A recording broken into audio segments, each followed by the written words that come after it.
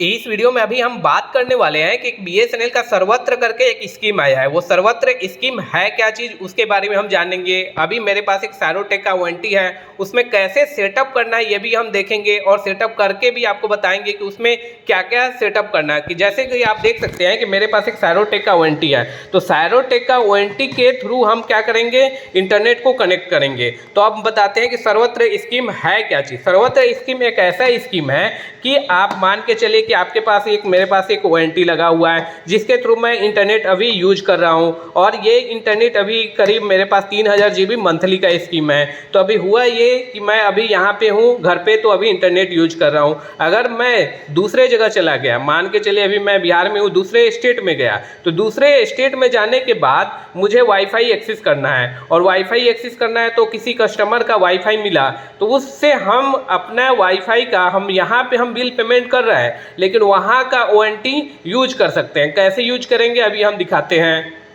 यहाँ पे आप देखिए, यहाँ पे मैंने एक जैसे बीएसएनएल वाईफाई रोमिंग करके है, यहाँ पे आप पूरा देख सकते हैं। यहाँ पे आप देख सकते हैं बीएसएनएल वाईफाई रोमिंग से आप कनेक्टेड है। तो रोमिंग से कनेक्टेड का मतलब यही है कि ये वाईफाई हमने यहाँ पे एक सिस्टम से क्रिएट कर दिया। जैसे कि मेरा ये वारंटी है, इससे एक वाईफाई नया क्रिएट कर दिए। क्रिएट करने के बाद बेनिफिट ये है कि बेनिफिट मुझे नहीं रहेगा, इस वारंटी से दूसरे यूजर होंगे जो बीएसएनएल का कस्टमर होंगे, वो क्या करेंगे, इस वारंटी से अपना डाटा ले सकते हैं। और डाटा के लिए उनको क्या करना पड़ेगा, बस एक जो उनका रजिस्टर मोबाइल नंबर है, उस रजिस्टर मोबाइल नंबर पे एक ओटीपी जाएगा। वो नंबर डालने के बाद उसके बाद वो डाटा अनलिमिटेड आपका यूज कर सकते हैं, जितना कि आप उनका जो प्लान होगा वो डाटा यूज कर सकते हैं। ये सारे बेनिफिट रहे। जैसे कि आपने ये भी देखा होगा कि जैसे आप रेलवे में गए या एयरपोर्ट पे गए, रेलवे स्टेशन पे, तो वहाँ पे आप देखेंगे कि एक वाईफाई शो करता है रेलटेल या किसी और भी नाम से। तो वहाँ पे आपको क्या करना पड़ता है, एक ओटीपी डालना पड़ता है। ओटीपी डालिएगा, उसके बाद एक आपका ब्राउजर पे चला जाएगा, और वो ओटीपी डालने के बाद आप एक 100 या 200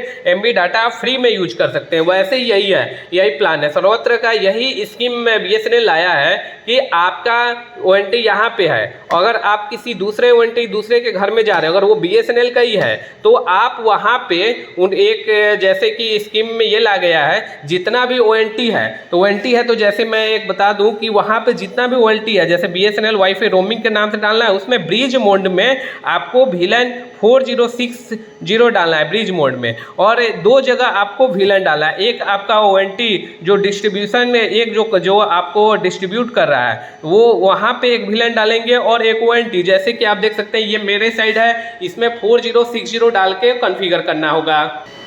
और एक दूसरा वारंटी है जो कस्टमर के पास है, कस्टमर का है, जहाँ से आपको डाटा मिल रहा है। यहाँ पे देखिए 4 पोर्ट है, एक पोर्ट से 64 कनेक्शन, 64, 62, 56 कनेक्शन मैक्सिमम यहाँ पे दिया जा सकते हैं। यहाँ पे इनपुट और यहाँ पे आउटपुट लगा रहा है। और यहाँ से आप देख सकते हैं कि यहाँ पे एक दूसरा भी वारंटी है। यहाँ पे आप देख सकते हैं MGMT एक पोर्ट दिख रहा है, यहाँ से आप लैपटॉप से कॉन्फ़िगर करके आप क्या कर सकते हैं, 4060 करके VLAN आप यहाँ से डालिएगा। यहाँ पे डालिएगा तभी आपका जो कस्टमर साइड में वारंटी है तभी काम करेगा, नहीं तो नहीं काम करेगा।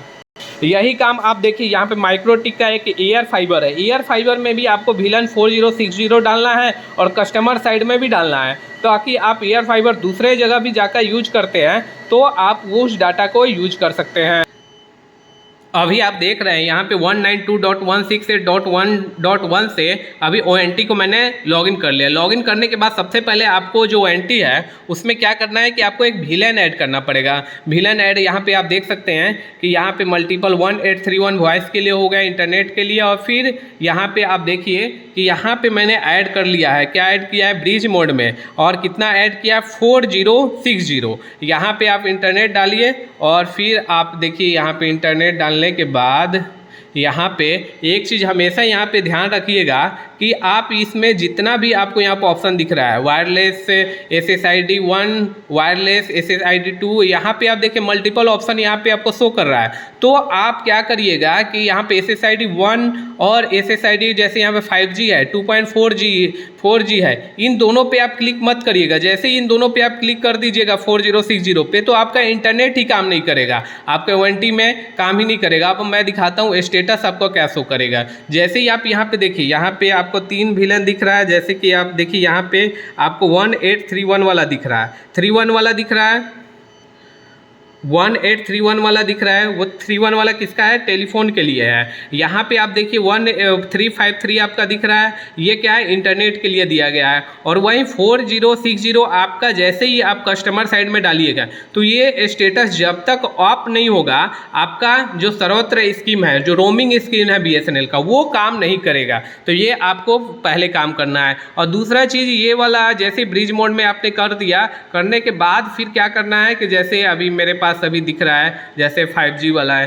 तो 5G वाला में क्या करना है कि एक नया SSID क्रिएट करना है। तो नया SSID आपको क्रिएट करने के लिए क्या करना है, यहाँ पे जैसे दिखा रहा है मल्टीपल AP, तो मल्टीपल AP में हमने क्या किया, BSNL वाईफाई यहाँ पे आप पूरा देखिएगा, तो मैंने यहाँ पे रोमिंग दे दिया और यहाँ पे AP2 करके यहाँ पे क्लिक, जैसे ही इसको ऑफ करेंगे तो ये वाईफाई काम करना बंद कर देगा। जैसे मान के चलिए नेक्स्ट अगर और ये क्रिएट करना है तो यहाँ पे आप यहाँ पे नाम दे सकते हैं, इसको हटा के जैसे मान के चलिए अगर कुछ भी नाम दे सकते हैं। आप सोच रहे होंगे कि BSNL वाईफाई रोमिंग ही नाम क्यों दिया गया, तो रोमिंग इसलिए नाम दिया गया क्योंकि आप एक स्टैंडर्ड नाम रहेगा तो आपको कन्फ्यूजन नहीं रहेगा कि ये रोमिंग वाला ही BSNL का SSID है। तो आप उस पर उसको कनेक्ट करिएगा, कनेक्ट करने के बाद आप एक OTP डालिएगा, OTP डालने के बाद आप डायरेक्ट कनेक्ट हो जाइएगा और अनलिमिटेड जो भी आपका प्लान है उसके साथ आप जुड़ जाइएगा। अब हम देखते हैं कि जैसे आप देखिए यहाँ पे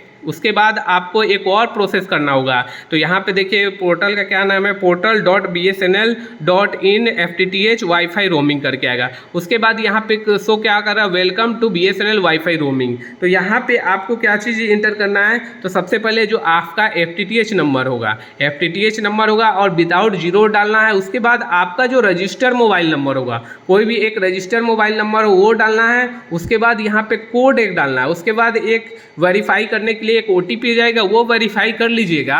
तो इससे बेनिफिट ये हुआ कि ये आपका नंबर रजिस्टर हो गया। नंबर रजिस्टर होने से बेनिफिट ये हुआ कि आप अगर कहीं दूसरे जगह ONT पे यूज करना चाहते हैं तो ये वाला आपके पास जाएगा OTP, किसी और का ONT कनेक्ट करिएगा तो वो OTP वहाँ पे जाएगा और उससे आप डाटा यूज कर सकते हैं। तो जितने भी लोगों के पास है वो एक बार ये सेटअप कर लेंगे। सेटअप करने से बेनिफिट यही है कि वो ये आपको ही बेनिफिट है, क्योंकि आप एक कस्टमर है BSNL का तो आपको अनलिमिटेड कहीं भी और भी जा रहे हैं तो डाटा का आप यूज कर सकते हैं। कई बार क्या होता है कि आपका इंटरनेट में LOS वाला रेड लाइट आ जाता है, अगर बगल में किसी का इंटरनेट है तो अगल बगल में आप ये फीचर डाल के और उनका वाईफाई आप यूज कर सकते हैं।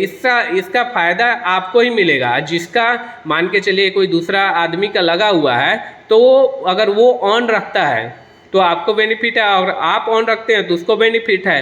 तो ये वाला स्कीम क्या करिए, आप अपने में भी सेटअप कीजिए और जितने भी लोग हैं वो लोग भी अपने अपने सिस्टम में भी डाल देंगे तो आपको बेनिफिट मिलेगा।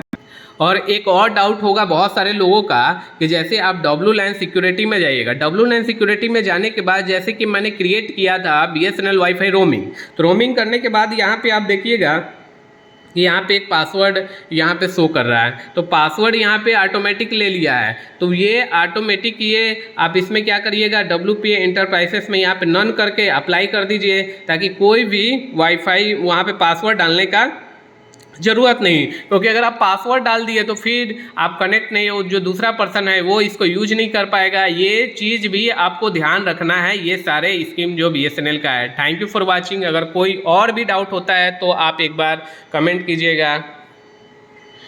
ये सारे आप देख सकते हैं कि ये अभी मेरा जो NT है उससे अभी हमने ये कनेक्शन क्रिएट कर लिया है।